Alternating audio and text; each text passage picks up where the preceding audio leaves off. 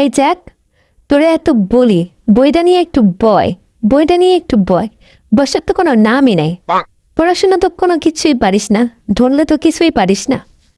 কে বলেছে আমি কিছু পারি না? তুমি আমার কি ধরবা? ধরো তো, আমি সব বলতে পারি।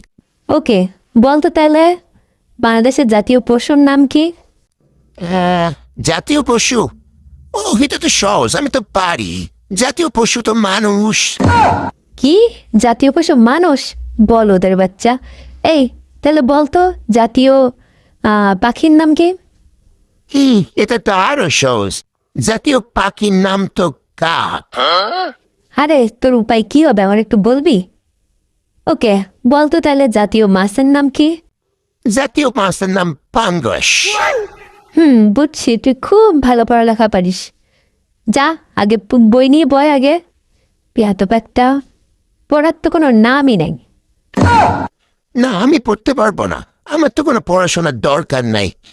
বড়লোক দেখে একটা মেয়ে পটাবো, তারপরে বিয়ে করব, তারপরে আমার লাইফ সেটেল হয়ে যাবে। হি হি হি হি হি হি, কি মজা!